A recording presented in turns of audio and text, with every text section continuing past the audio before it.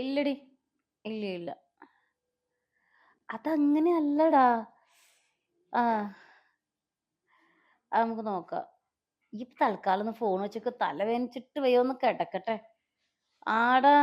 ആ. ശരി, ശരി.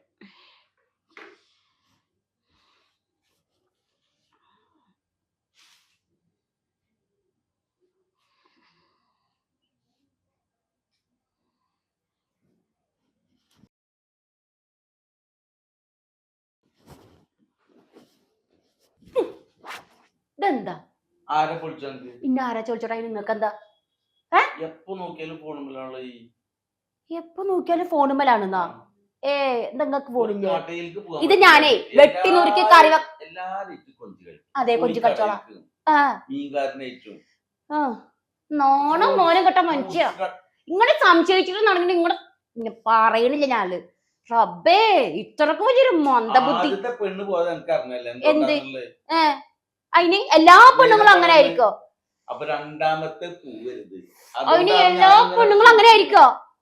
അതെ പറയാൻ പറ്റൂല. അതാണ് ഞാൻ സൂക്ഷിക്കുന്നത്. ടെക്സ്റ്റൈൽസിൽ പോയപ്പോ അതുപോലെ തന്നെ ആ വളടുന്ന ആ ഒരു കടയിൽ ചെന്നപ്പോ എന്റെ വളട്ടേറെ നേരത്തെ എന്താ കാട്ടിക്കുട്ടിയത്?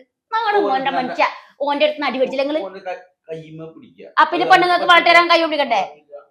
അതുപോലെ തന്നെ ആ ചായക്കടയിൽ പോയപ്പോഴും അതെ ഇങ്ങനെ തന്നെ ഉണ്ടായത്. ആ ചായ എടുക്കണ ചങ്ങായിനെ ഒരു നോട്ടം.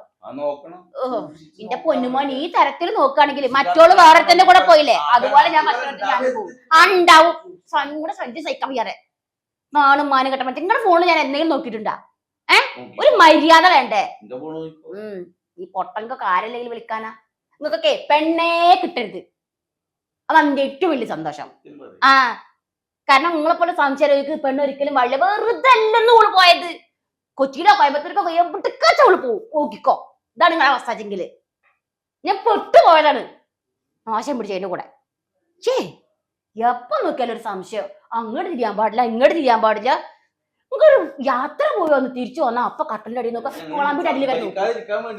സംഭവിക്കാതിരിക്കുക ഈ കണക്കിന് പോറ്റ നിങ്ങളെ കൊന്നിട്ട് ഞാൻ ജയിലിൽ പോകും. ഈ കണക്കിന് ഞങ്ങൾക്ക് ഒരു പെണ്ണ് നിൽക്കൂല. മനസ്സിലായ? ഞാൻ മാത്രല്ല കുറയോന്നൊക്കെ ഒരു പറയണ്ടല്ലോ ഞാൻ കൊണ്ടുറക്കാനേ.